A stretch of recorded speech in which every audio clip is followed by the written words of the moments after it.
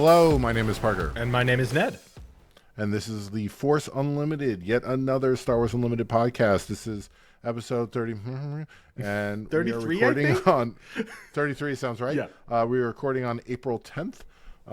We are a little late. And by late, I mean we've now skipped 2 whole weeks. Ned and I have spent almost a year and a half working our way towards audio fidelity mediocrity. I was not prepared to it's been a long road, Ned. Yeah. But, you know, brick by brick. Yep. But I was, one week I was just a little under the weather and didn't want to sniffle my way through the episode. But the original delay was I did not trust Ned and his laptop in a hotel because, Ned, where were you? I was at Unpub, the Unpublished Games Convention in Baltimore, Maryland. So that is just a board game convention full of hopers and dreamers. Yep. I mean, there are some actual people that made it, and there were some publishers. So Elizabeth Hargrave, designer of Wingspan, was there with a new thing that people are not allowed to talk about. And, you know, And you'll respect that? I will absolutely respect that. Shout outs to people that I hung out with. Gary, the designer of Shinjuku, which is a lovely little train game. And then I got to play a bunch of delicious unpublished games, including several of my own. And how did that go? I think it went well. I mean, I got to talk to a publisher at the end of it. So they were interested. They were not willing to sign me right away, but they were expressed interest in signing me next summer. But that was also a couple of weeks ago, and things may have... Yeah. I have to say, Ned, as a man who's watched you build jank after jank and always choose the path less taken, may I commend you on undertaking a board game designer journey right as the industry goes pear-shaped, right as there is no more board game industry. Yeah, no, basically, for those of you who are unaware, the recent trade disputes, disputes of taxation of trade routes, have potentially completely... No prequel jokes, Ned. No. I feel like every Star Wars fan has already made those. But yeah, the U.S. board game industry right now is looking like it will probably not survive in its current form, unless things change, and things could change.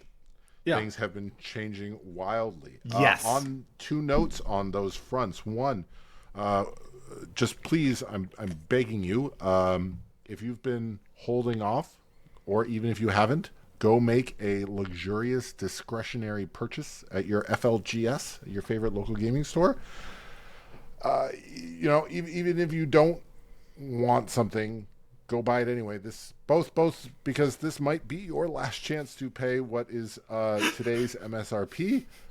I'm also, because if you still want your FLGS to be there, you need to, let's get some money into those coffers. Yes. I am currently, me personally, I'm going to go buy, I think, the 2 expansions for Lost Ruins of Arnak. My son picked that up. Very proud board game dad moment. My son picked that up unprompted. Ooh. His own money. I was not involved. My wife knew enough when he was wanting to spend a lot of money on a board game to look at the Board Game Geek website. She doesn't use it, but she had picked it up through osmosis and felt like it was a good one. Mm-hmm. And Wyatt, if you're listening, I'm sorry. It's fine. It's cozy Dune. Cozy Imperium. Ooh. It's cozy Dune Imperium. Okay. It's Dune Imperium with all of the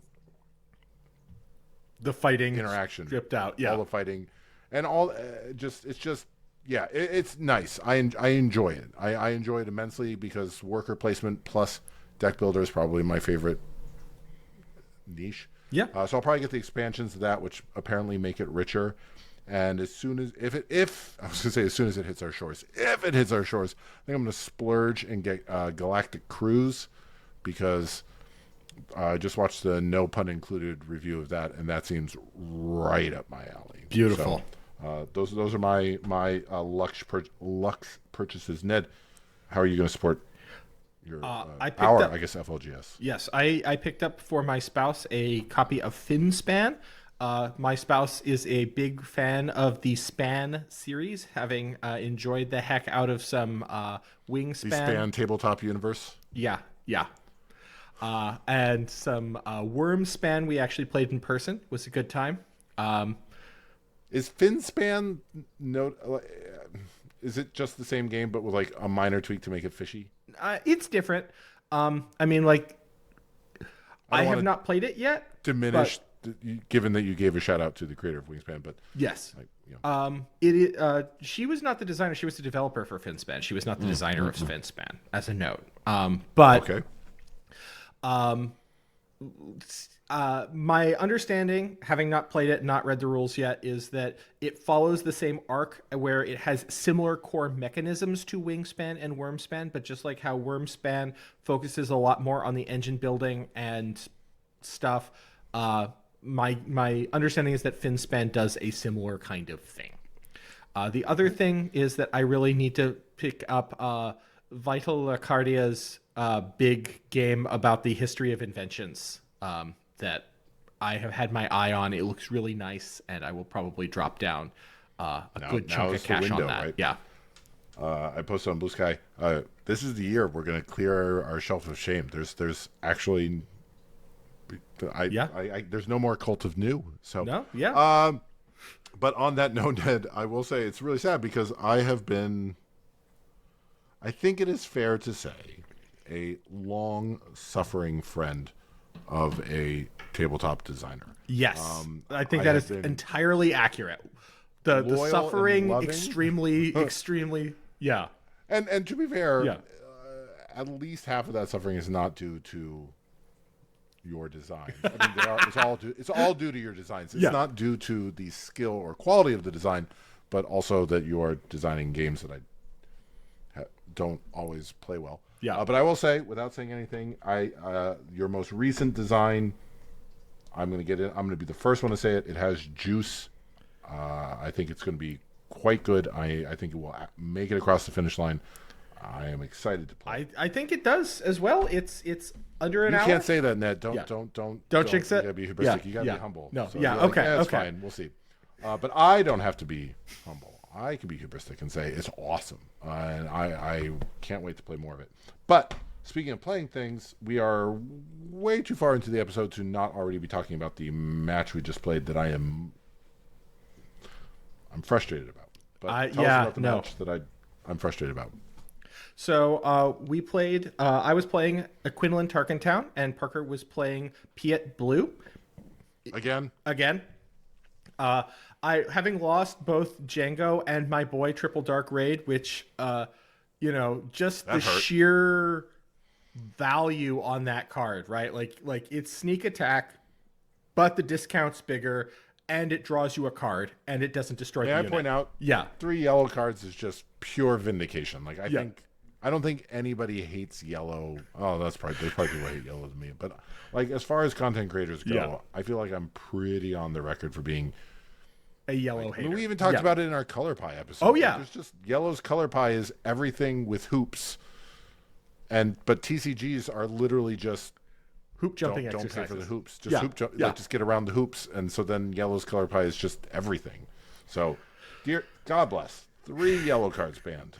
No other colors, just 3 yellow against both moralities. Absolutely no. Only, DJ. No heroism. Yeah. DJ's neutral. Yeah. So. Yeah. No. I mean, he's the only really viable in Han. So like you picture him as a heroic. Yes. But yeah. So first match, I got absolutely obliterated. You dropped an Avenger on turn 6, on the 6th resource turn. Which wasn't your 6th resource turn. 7 resource turn. Yeah. But which is the 6th turn. Yeah. Yep. As is my want. Yep. And I was able to feed units into its maw and bamboozle it for a little while, but the scrappy Quinlan deck was not quite able to get across the finish line. In the other 2 games, And then. Yeah. In the other 2 games, it went very differently. Like the hand hate package really paid out, and the fact that in both games I was able to nail you with a force throw to eliminate a powerful unit and get rid of a strong card in your hand was just Good. Yeah, Yeah. I think you did. I think that game did. Both those games came down to you doing a better job playing around Power of the Dark Side than I did. Like Yeah. I needed to do a better job playing around Force Throw than I did. I mean, because I was definitely like kind of on autopilot, burying cheap cards. Yeah. And like that's fine the first time it happens, but Yeah. like, after that, definitely needed to keep an Inferno 4 just. Yeah, no, you do. Yeah, you got to have something And to I throw did away. it, like, Yeah. just bearing dog fights in Inferno 4 is like a chump. But I'm going to go on record. I especially with Django gone, Yeah. I think Pia Blue's in fantastic shape. But I'm going to go on the record. I really think I've talked to a lot of people about it. I think Pia Yellow is also its own beast. Although without TDR, like, do you want to run Pia Yellow? Yeah, Pia no, Blue, you're losing a big argument for that particular deck, but yeah. for yeah. that particular deck. But Pia Blue, I think the key, and I've been having so much success at a variety of locals with this deck, is avoid, and I think this goes kind of back to almost merits an episode of its own, not tonight's. I don't know if this speaks to just the nature of TCGs or if it speaks to the nature of like the quality of SWU, but that idea of reevaluating the core package, reevaluating the shell, so like blue, you're playing in green villainy, and there's these cards that you immediately just slap in, like before Super you Laser know anything, Technician. Super Tech, maybe Overwhelming resupply Barrage. if you're playing big, overwhelming barrage. Like there's these cards, and I am convinced the key to Pia Blue is not running the early ramp. Really? I don't run any of it in my deck. No resupply, no Super Laser Tech, no price on your head. I have 3 Super Laser Techs in the sideboard for ground heavy decks. Yeah. But so much of the early discussion was trying to figure out shenanigans to deal with your Super Laser Tech. What's the 3-cost black villainy, the 3-cost villainy card that is the both sides power of the dark side. Merciless Contest? Merciless Contest. But if you're playing Merciless Contest to deal with your Super Laser Tech, I feel like you've lost. You're a little lost. thread. You are playing. It's the classic problem of you play one slightly subpar card, and then you need to play other subpar cards to enable your subpar card, and then very soon you're left with a wacky machine that doesn't that does do the one thing, but boy, you sacrifice. But a lot. I don't think you want Super Laser Tech because like Piet is ramp. Your leader ability is ramp. Yeah. So there's really not and like resupply carrier is strong. Architens in this meta, it was a beautiful card in Twilight. Wasn't worth it in Twilight, but with the rise of space, Architens is a beast. Yes. And so you get some nice ramp out of that. Nothing like having 3 or 4 Architens units in your resource row where you're just like, don't remind me to return all of these cards to you at the end of the game. But because I think if you're you got to survive a lot of those matches, like running a lot of Sentinel is the case. That being said, I was not able to pull it off. But I think I think the matchup. I actually think my matchup was favored. I just think I don't have enough. Like I struggled to get to that kind of like second level of. All right, the whole point of the Piet Blue is to play good stuff. Yeah. And if I'm playing my subpar stuff to play around your good stuff, well, that is skill. But it's not why I play the deck. Yeah. I would say that the Quinlan deck, it feels good, but it feels good in a way that is very fragile, where you're basically constantly trying to dodge the top of your opponent's deck. Like you've got a lot of hand hate that's there to try and keep them down, but you can't hate out the top of their deck. And my ability to hold on to the initiative to be able to like effectively pick apart your hand in the mid to late game is basically 0, because your turns are I slap down a big thing and then I pass the turn. Right. And And not only that, but like the Piet Blue that I build maybe a little bit more so than others, but I'm getting to 5-cost cards on turn 3. Yep. And so then also it just kind of blanks a lot of. I think you did like 4 damage across the 3 matches, 5 damage with Quinlan on the Oh yeah, no. Quinlan's ability is basically turned off, right? Right. I get like very minor value from pinging your dark troopers and your pike sentinels, but that's those things typically I don't need the extra point of damage to get across the finish line. Although occasionally it was helpful, right? Yeah. All right. Speaking of Piet, Yes. as is our wont, let's talk about it is April 10th. The meta is about a month old. The meta has gotten very different as the last week, but I will leave it to more aggressive, wiser, hipper podcasts to discuss. The new, I think, swoometa.net is a new competitor to Swoo Competitive Hub. Also great at tracking the meta. That's not us. But what I can tell you, what we can talk about is popularity. So let's talk about the most popular decks in the first month of the meta. This is the sheep, not the wolves. And I'm going to go through these Letterman style and a little quick. The bottom 5 of the top 10. So 10 through 6 rather quickly. 10, Wedge. This is jump to light speed only. Is Wedge. 9 is Han, our third iteration of that leader. 8 is Poe. That is lower than I anticipated. 7 is Luke.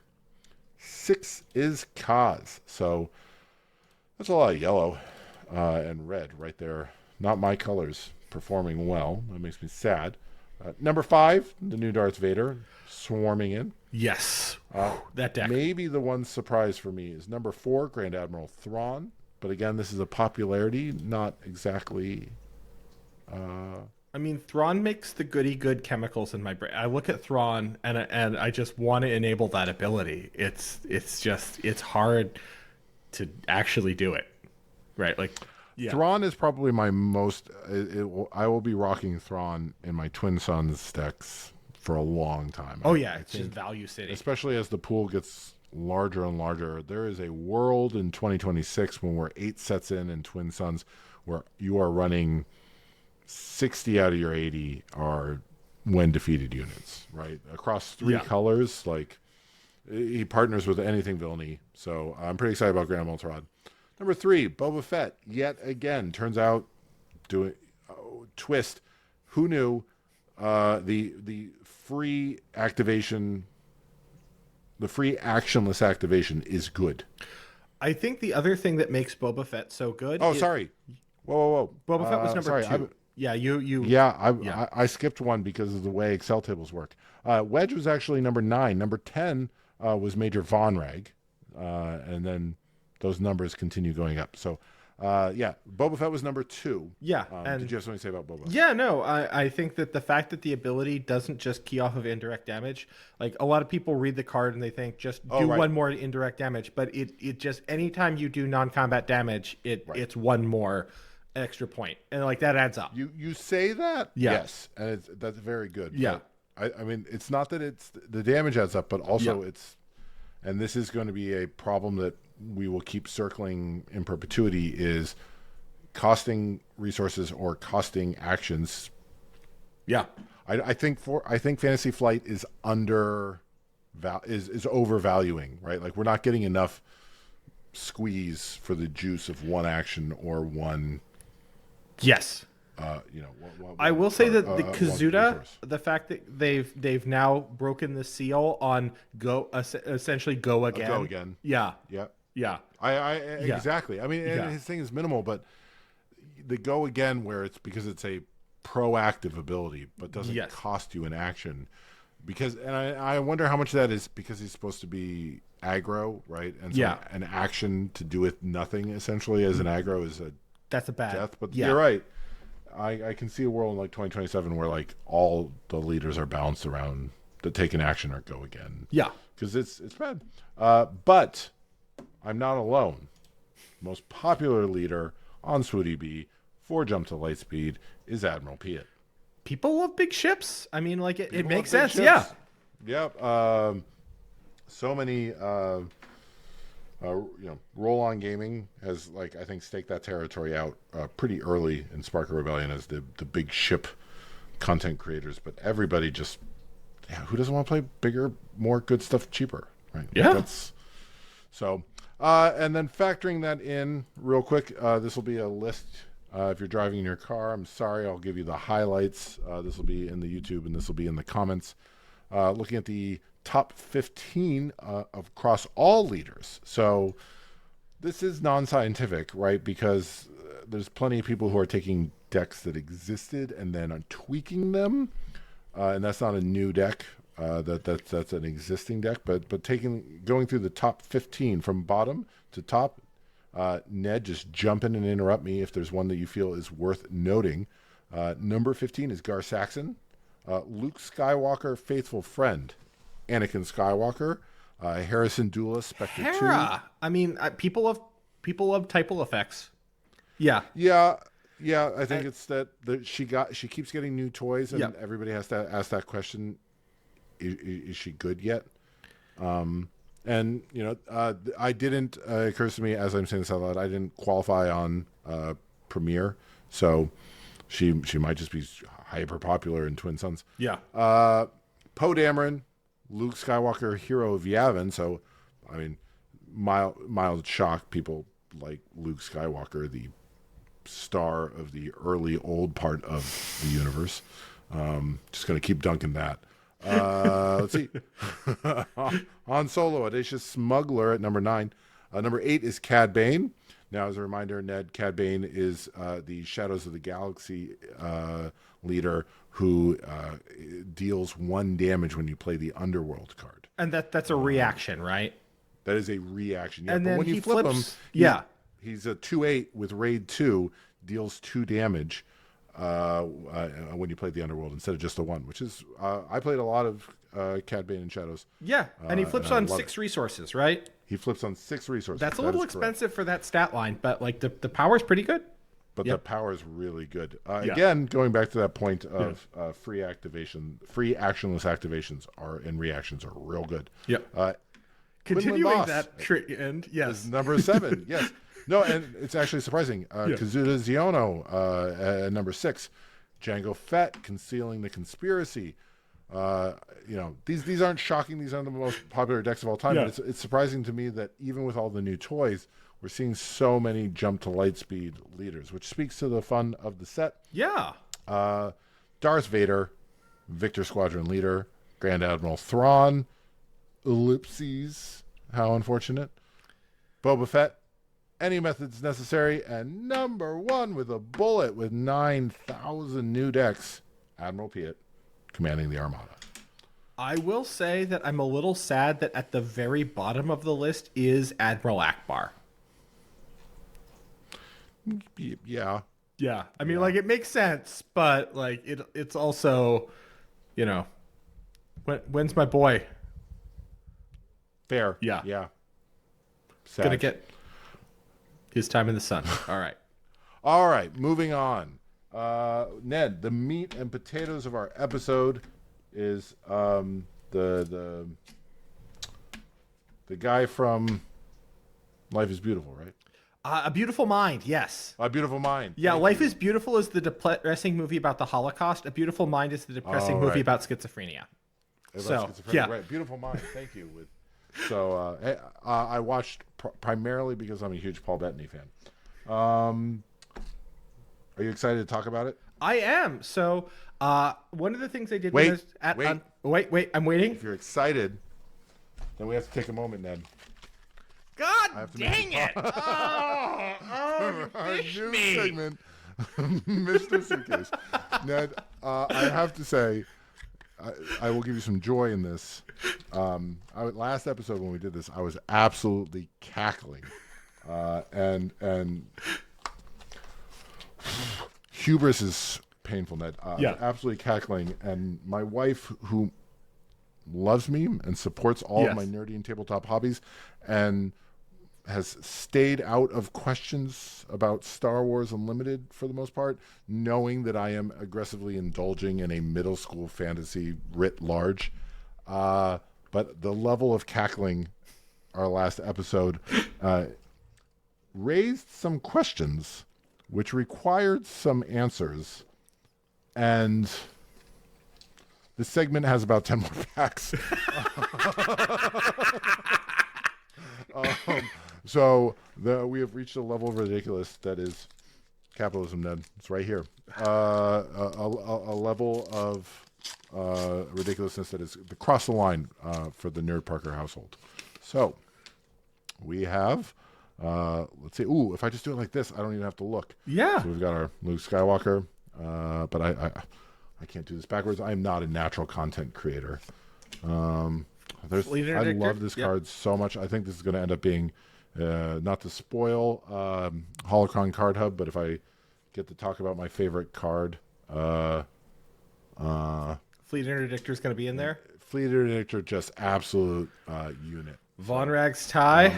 What Yeah. do we got there? And so then I got the Razor Crest, which I'll take. These are all just, I mean, can we get a zoom in on the art of the Razor Crest? Like that's like a good art. Yeah. It is fascinating to me though, like not to disparage Fantasy Flight in any way. This is the problem with capitalism that runs to the core of your disgust. Then is that there has to be some level of meeting where, despite cost. I mean, obviously, more money gets better art, right? Yes. Like, screw AI and all that. Like, right. Go spend money on real art. But at some point, even given infinite money, like, is there a question of like, well, we can't make the art too good on some cards because, like, there's been some discussion about the quality of the showcases. So all these just hyperspace cards for days, which is really nice. I suspect there's nothing else in here that is of value, of value, right? Like, yeah. This is upside down, which I find that's an unusual. Yeah, one rare. Oh, but a hyper foil Colossus, which is my base. There you go. Now you get to consider that. Yeah. Was it worth the obscene amount of money that was spent on it? No. Probably not. No. Negative EV again, Ned, but we are going to get one pack in here that has a positive EV, and it's going to be a delight. But as always, I have to make you sit through that, Ned, for 9 more packs, and then I think that's as much. That's as much ridiculousness as my wife can take. So, oh man! But again, the joy of inflicting suffering on your friends. Priceless, I mean, right? Like the old MasterCards customers. Yeah. One carbonite pack, $30. 5 minutes of my time, whatever my going rate is, making my friends suffer for the joy of the masses. Priceless. Man. So, all right, let's talk about John Nash, the Gladiator. Yeah. Russell Crowe. Man, all right. So I'm going to preface this by saying I gave a talk at Unpub. The talk at Unpub was covering a bunch of different mathematical concepts that you can use in your board game designs as like helpful ideas. Is there a link in the YouTube, Ned? There is no link yet because they haven't uploaded the dingity dang talk yet. I'm happy to share my. But there could.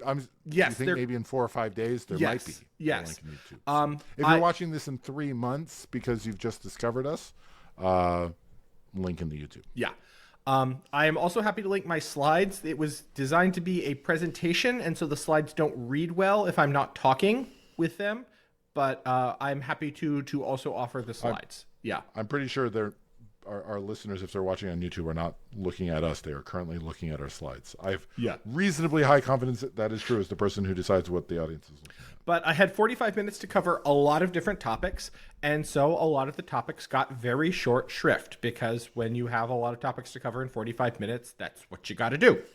So a particular topic that I talked about was the idea of Nash Equilibria. So I started off with a slide from Unpub, and I have expanded it to talk more about things that we care about, and that is Nash Equilibria and Metagames. So this is a adaptation of your Unpub math talk. It is, I took a snippet that I covered in like 3 minutes, and I'm blowing it out to like 20 minutes at this point. Sure. Yeah. All right. Yeah. Okay. Nash Equilibria and Star Wars Unlimited. Right. So let's start off by talking about what a Nash equilibrium is. So the idea behind a Nash equilibrium is it is a state in games. It is a concept that comes out of game theory, and game theory is a math on the border of math and economics. The idea is that if you look at a game, there are going to be some states in the game where no player will want to change the choice that they have made. If no, Wait, that's Nash Equilibria. that is a Nash Taking Equilibria. a step back. Yeah. I think game theory. Game theory. So the core idea behind game theory is that you want to talk about games in a rigorous mathematical way.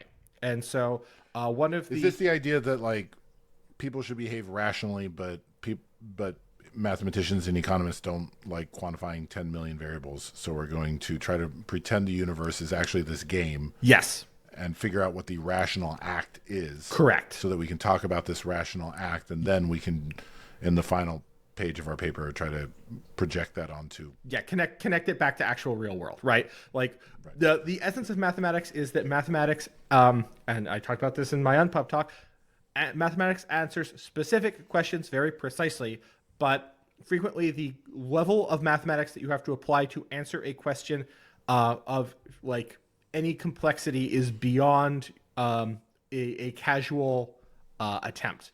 And so you have to simplify the question way down so that you can get that precise answer that you're looking for.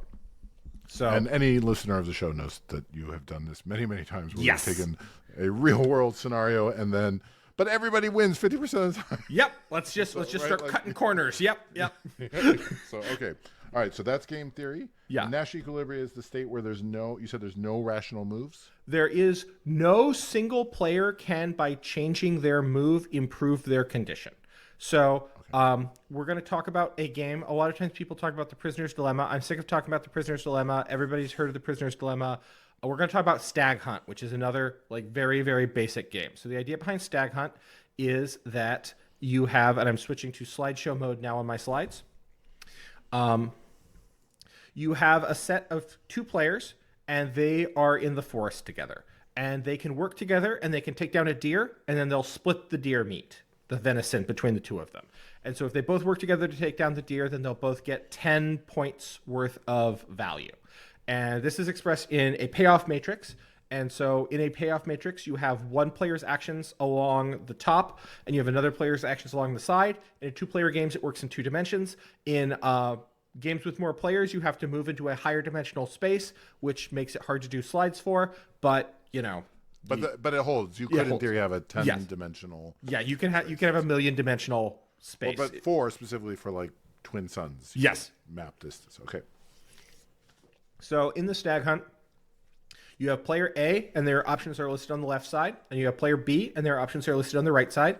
And these options can be chosen simultaneously or sequentially, and that's not important for the game because we assume that both players are... What happens if they defect, they get less? So here is where the interesting part goes in, is that if one person defects, then they get to go hunt rabbits. Instead, they go hunt rabbits, and they get all of the rabbits. So they get 8 points worth of rabbit. And the other person, all the rabbits have been taken, and they can't hunt the deer on their own, so they get 3 points worth of berries, right? Okay. So if I'm player A and I choose cooperate and player B goes to hunt rabbits, I am only getting 3 points worth of berries, whereas they're getting 8 points worth of rabbit. If we both defect, if we both hunt rabbits, then we both get 5 points worth of rabbit. Where did those other 2 rabbits come from?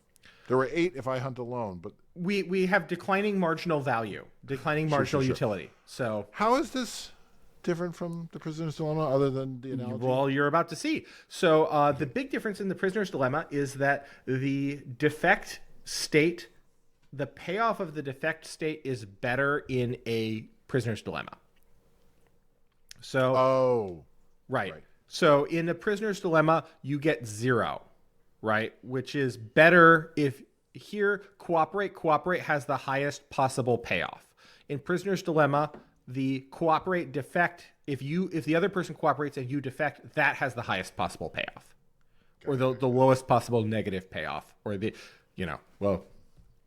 But if we look at what the equilibrium points of this game is, the Nash Equilibria, there is one equilibrium that is at 10-10, where both players cooperate. If both players cooperate, they get 10 points worth of payoff. Oh, you're saying, so if we're playing sequentially. Yes. So if we're just simultaneously, right? These games aren't meant to be done where you do it once. It's you can iterate them. Yeah. But if we both agree to cooperate, let's say we are choosing simultaneously and we both agree to cooperate, we will both get 10 points. And if either of us had instead chosen to defect, instead of getting 10 points, we would have gotten 8 points. So we would have gotten fewer points, right? Right. And so then take our next step. There's no action we can take to improve beyond 10. Right. So we are in this state, and so no single player. So in the idea of this matrix, if you draw a straight line in any direction, there is no higher payoff along any straight line. Okay. Yep, I'm with you. And then I see why we have the circle around the 5-5, because Yes. knowing that the other person will defect if you change your action To defect. Yeah, then you get a cooperate. higher payoff. Right. And both of these are equilibrium. So a game can support multiple equilibriums. Okay. Yeah. Wait, just so we're clear. So if you're both on defect, you can't change your action, because changing your action it just moves you to cooperate, and then the other person, you get less, right? And the other person gets more. Right. So there's no action. Okay, I see what you're There is no straight line path that you can take to get you a larger payoff. So no. So even if I am defecting and you are cooperating, there's nothing I can do to improve my state. But that's not a Nash equilibrium, because there's something you can do to improve your state. Yes, exactly. Got it. All right. Where I'm here for it. if one person is cooperating and the other person is defecting, then either the person that is defecting should cooperate, or the person that is cooperating should defect. Right? Those are the two stable states of the system. And this is really interesting. One of the reasons why it's really interesting is you might ask how we would ever end up in the 5-5 state. If I don't think, if you can look at the 10-10 state from the 5-5 state, and you can say, gosh, I really wish we would be over there, but unless we can coordinate, there's no way to get to that 10-10 state. There is no... Right. And so you can end up in the 5-5 state where if somebody is not trustworthy, right? Like if I don't think that you are trustworthy, it is better for me to protect myself by defecting, even though it's moving us away from the cooperate state, because it's better for me there. Sure. Yeah. And then we can have different perceptions of value. So when we're evaluating Nash equilibria, typically players are looking to get the maximum possible value, but it could be the case that I don't want the maximum possible value. I just want more than you, right? And if I just want more than you, then I should start off by defecting. And if you cooperate first, then I get the 8 and you get the 3. So I've gotten more than you. And then I should just nonstop defect. And there is no way possible for you to get more than me as long as I defect. This doesn't exist in the stag hunt, but in this game theory of Nash equilibrium, is it a valid motive not to want the most, not to want more than you, but to just want you have less? Yes, that is an acknowledged motivation where vindication for years of board gaming. So yes, you can move. You have to generalize where in general both players have a similar understanding of what they're trying to optimize when you're approaching game theory, but you can extend game theory into where different players are trying to optimize different things. Right. Okay. I apologize, dear listener. I'm probably dragging out until we get to the swoonness of this, but just trying to understand. So we've established that in a stag hunt, you can have multiple Nash equilibria, but in a rock, paper, scissors game, there is no pure strategy Nash equilibria, where if you pick any point in rock, paper, scissors, there is always a way that a single player could change their play to improve their position, right? Like if I know that you're going to play rock, then I should play paper. But if you know that I'm going to play paper, then you should play scissors, right? And so there is not what's called a pure strategy Nash equilibria. There is no box that I can draw a circle around that somebody cannot improve their position by changing. Got it. Okay. Right. So we've established what Nash equilibria are. Right. And an important point is that you can have non-pure strategy Nash equilibria. So a non-pure strategy is I'm going to roll a dice before the game and I'm going to choose rock, paper, scissors based on the dice throw. Right? And by choosing that, I will arrive at an equilibrium where there is no way to improve. And basically, I have a 1/3 chance of throwing rock, a 1/3 chance of throwing paper, and a 1/3 chance of throwing scissors. And if I do that, and there is no better way for me to gain except and unless I know that you are behaving irrationally. And if I know that you are behaving irrationally, then there is a different strategy that I should adopt. Okay. Does that make sense? Is that relevant? No, not. Yes. I mean, so if I'm being random, yes, then we can arrive. That's an impure strategy. Yeah, that's what's called a mixed strategy. Yeah, it's a mixed strategy. If I'm being random and you're being random, yeah, sorry. Yeah. Is it just for the first match, or is it for if It's am I being indefinitely. random As long as if I am random and you are random, that is a Nash equilibrium. because we're not making any choices? We're not only are we not making any choices, but there is no way that I could change my play to improve. But if I detect that you are deviating from randomness in any way, then there is a different Nash equilibrium that we can arrive at, or we go back to not having a Nash equilibria if I detect that you are deviating from perfect randomness. Like if you throw rock more, then I need to throw paper more, and once I start throwing paper more, then you need to throw scissors more, and yada yada yada, and we go back to the cycle. Okay. Okay. All right, I'm with you. Okay, so let's pretend that we're in a healthy metagame state, and I have Star Wars Unlimited metagames. yes, correct. Okay. And we are two players, and we are going to be facing each other, and we are before the game, we are committing to a deck. And each of these decks is like, it builds itself. There is no variation that you can have in the deck. And these are the win rates for a given deck against a given other deck. Sure. Okay. Right. So you can... And you can project this out to as many decks as you want. You can. I'm cutting it off here because... Yeah, right. Yeah, right. There are limits. Yeah. But, and you'll notice that Tempo in this healthy metagame is a very good deck where it's, 60... So for our driving listeners, Tempo beats everybody. It's got more than, if you add up all the numbers, it's got more than a 50% win rate. Right. But combo, it loses. It has a slight disadvantage to combo in mid-range in this pretend example. Sure. Right. Okay. But an important thing is that other decks also have interesting properties. So, like, for example, if you look at Control, Control does pretty well against ramp, combo, and mid-range in this pretend example, but it performs poorly against aggro. Okay. And performs poorly against Tempo. And this is where you get into kind of interesting territory. So you can plug this matchup matrix into a Nash Equilibrium solver, and you can get, if I can move forward, a set of... What is a Nash Equilibrium solver? This is a Nash Equilibrium solver. So a just Nash an Equilibrium applied solver Monte is you Carlo? put in a game matrix, and then it will empirically determine, using math, where the Nash Equilibria ought to be. Is this like it actually defines it, or is it just it runs lots of examples until it? It is a algorithm that will arrive empirically at what the Nash Equilibria ought to be. Okay. So here it. So you have a matrix for Yes. our listeners who are not looking at YouTube. You Yep. have a matrix of just win rates. Yep. Of all possible combinations of however many decks in the meta, whatever n is, and you can plug it in and say, is there a Nash Equilibria? Right. And what you will find is that there are two Nash Equilibriums in this hypothetical example, where one is basically every deck gets played except for aggro. And that's just by the way that I defined it, right? Like you could, Sure. you could make aggro Draw better. nothing from the actual meta. Right. But basically there is a fraction. Is this slide 3? This is slide 3, yes. So I have circled the rational output, which basically says this is the fraction. And for example, I have defined Tempo as being better in this example, so it gets played more often than the other decks. But it's all the decks basically get played. Except for aggro.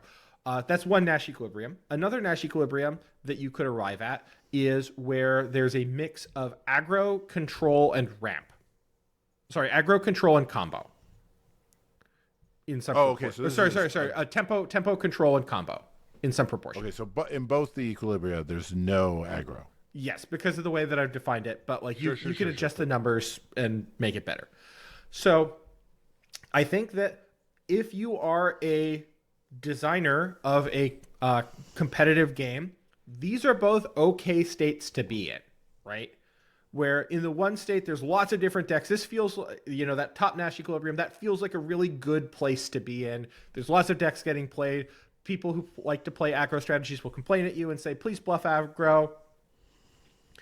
But and this is true even if there is a best deck, right? Like I have defined it such that in this example, tempo is probably the best deck. And when we look at like the mixed strategy answer, tempo gets played more than other decks, but there's a lot of other decks that get played, and you end up in like interesting metagames, or you end up in like you're saying there's an Equilibria where, as a player who is playing control, I can't improve my positions because the ratios of all these things have broken down to a point where if I play something else, then I'm opting into something that will feed on something that will feed on something. Right, and exactly. I'm making my position worse. Yes. So I am a member of a cadre of control players, and if there I are drop more out, or fewer control players, then over time the Equilibria gets thrown off. Right. The Equilibria will get thrown off, and it will tend, and this is one of the beauties of the Nash Equilibria,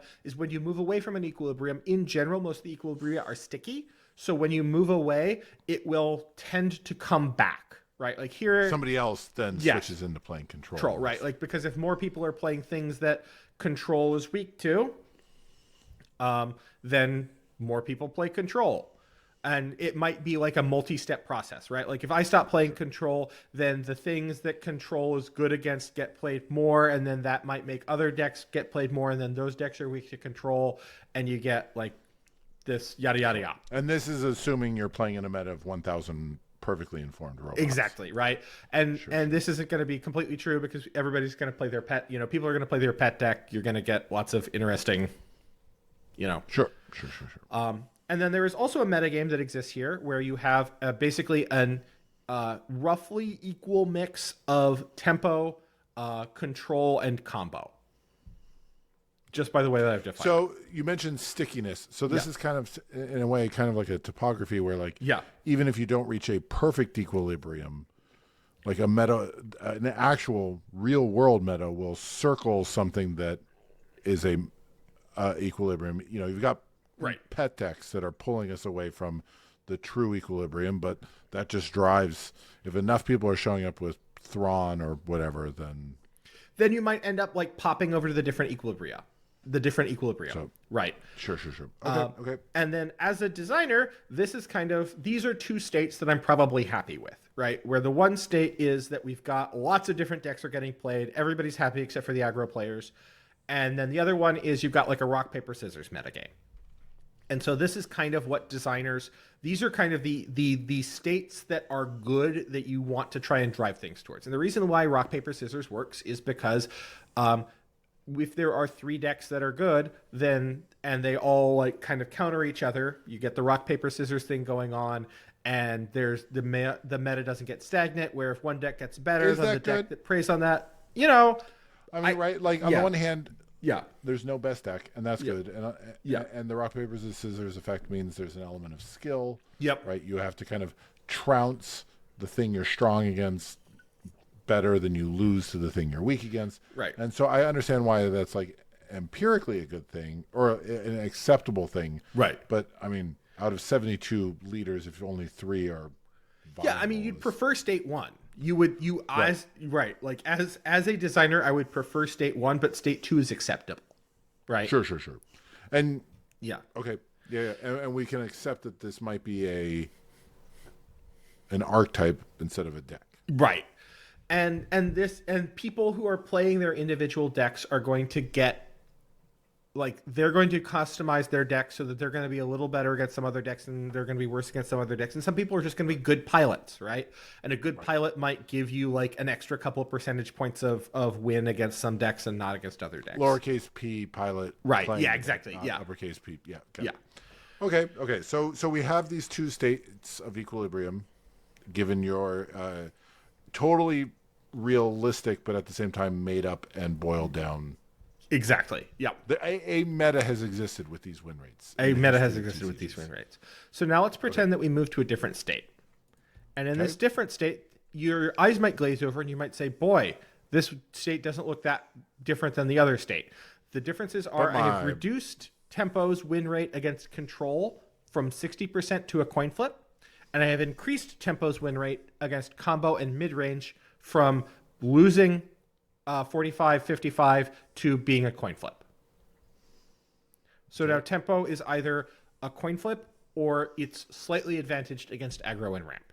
And you might say, I have not improved the Tempo deck at all, right? Like I have reduced its win rate against control. I have taken like 0.1 worth of its control win rate, and I have spread that between combo and mid-range. And I've left everything else the exact same. And yet, when we run our Nash Equilibrium solver, everybody plays Tempo. Basically, it's everybody plays Tempo, or most people play Tempo, and there's a small smattering of control. Okay. And this is because this deck, worst case scenario, is 50-50. It's a coin flip. Right, yeah. Right. So, like, Okay. if I can't do any better than a coin flip against everything, so there are 4 Nash Equilibriums in this state.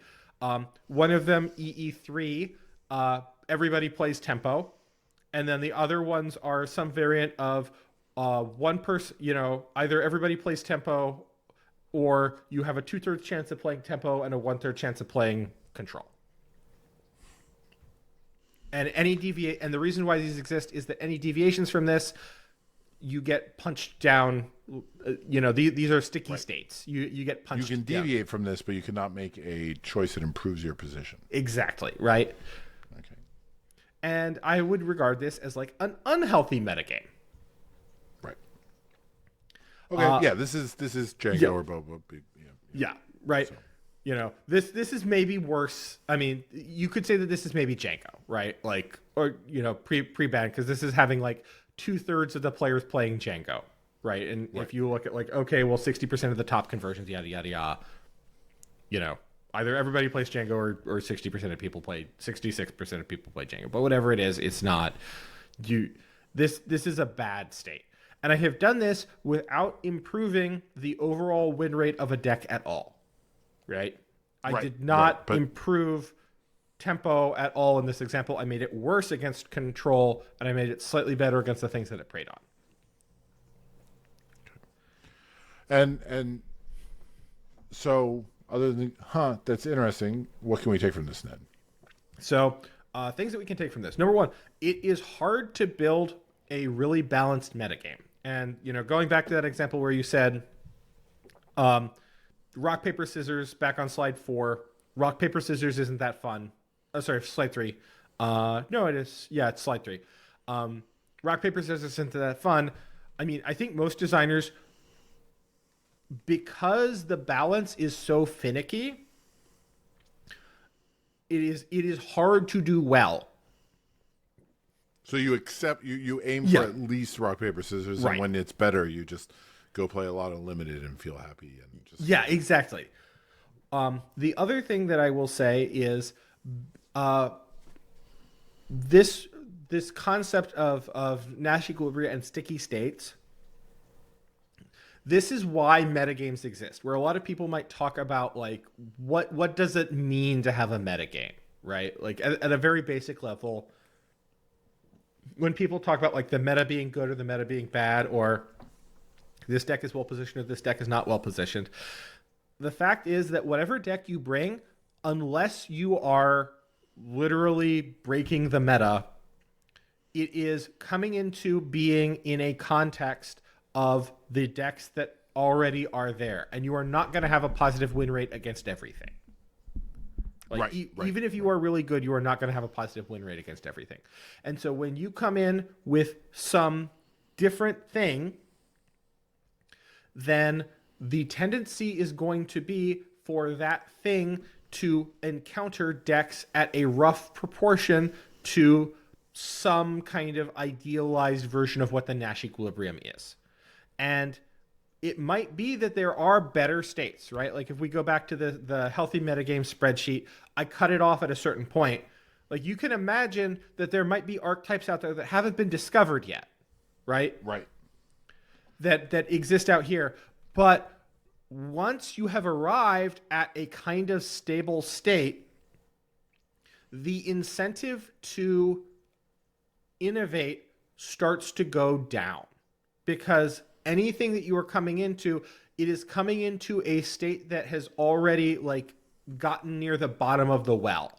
And so the new deck coming in needs to be really, really good against the stuff that's in the well already in order for it to work well. Okay.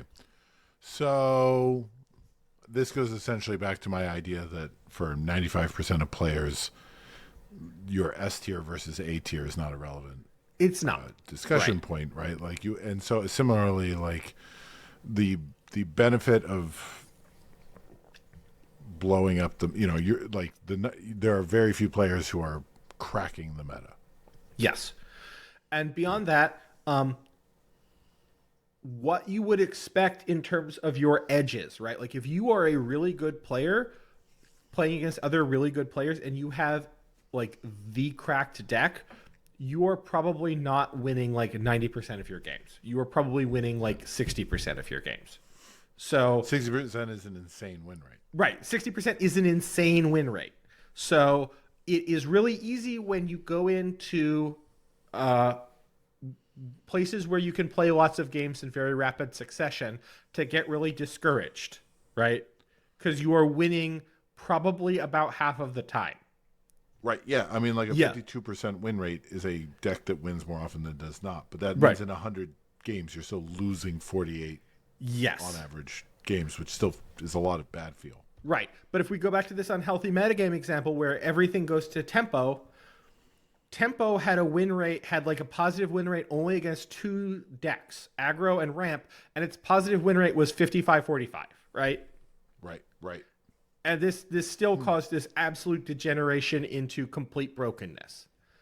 Well, I think that's and that raises the point that you don't generally, I think, maybe Fantasy Flight, but most people generally don't play test against a meta that has approached Equilibria, right? Right. Like if you're playing, even when you're grinding against a friend, shout out to our mutual friend Misha, who I watched grinding in anticipation of Denver. Even then, you're not having them. You're playing decks that you're concerned about your weakness against. Maybe decks that you've got a tough matchup. You're practicing the mirror match, but you're not showing up and being like, well, I anticipate it's going to be, let's play 100 matches. And it's going to be, I want you to do 36 Green Sabine and 47 Django and 27 Piet and 4 Kira. And just so that, you're not actually playing the ratios that you would expect to see in play. Because that's basically nuts and impossible. Yes.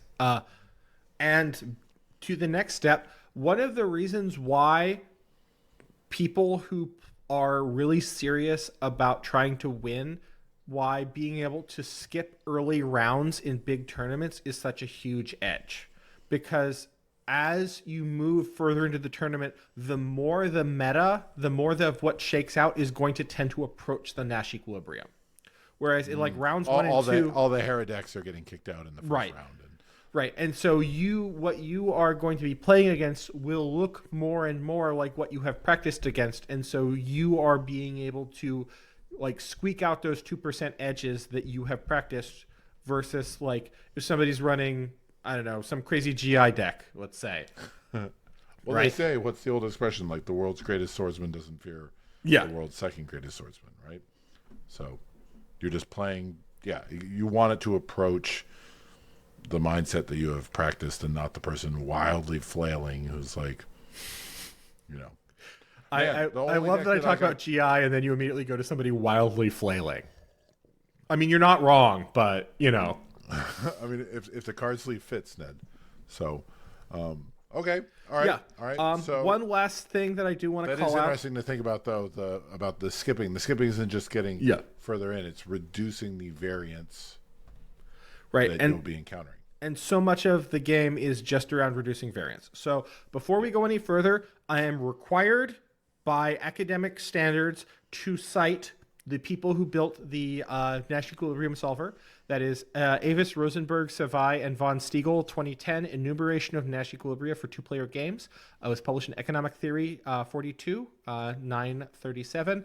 And there is a link in the slides to the solver that you can use yourself, and it will solve up to 15 by 15 matchup matrices. So that's almost an entire set of leaders. yes. So I think we can all figure out which 3 are bad and limited, and then what the limited you can solve what the limited Nash Equilibria is, as long as you can perfectly capture the win rate of every leader to any other. I mean, how hard could it be? Like, there's only one build ever of any particular deck in limited, so right. Yeah. Man, credit to everybody who actually, to the people who are drafting and trying to make the Swarming Vultures work. I know they show up 3 times as often, but it still just cracks me up that, take it if you get it in draft, right? But the people who are farming for it. Okay. Have we reached the point where I think we've reached the Nash Equilibria of me talking about Nash Equilibria.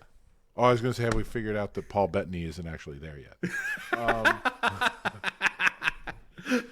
So, okay. With that, dear listener, that's about an hour, so we should wrap it up. We will probably be back in 2 weeks, but, life happens. If you have any thoughts about the episode, we are theforceunlimited at gmail.com. We are theforceunlimited.com. And Ned will bring it up in our next episode or get back to you. Ned, do you have any final thoughts about the episode? Jennifer, I saw your question before this episode. There wasn't enough time in this episode to talk about that, but we will absolutely talk about that in the next episode. So I saw it. Yes. Yeah. Awesome. Yeah. Okay. Buy stuff from your local game store. Yes. Now more than ever. Go buy for yourself and for them. This is a Nash Equilibria. The optimal move for both parties is for you to buy big Lux boxes. Now. Yeah. So not later. All right. Now. Yeah. Now, we will see you in 2 weeks when you can no longer buy big Lux boxes. So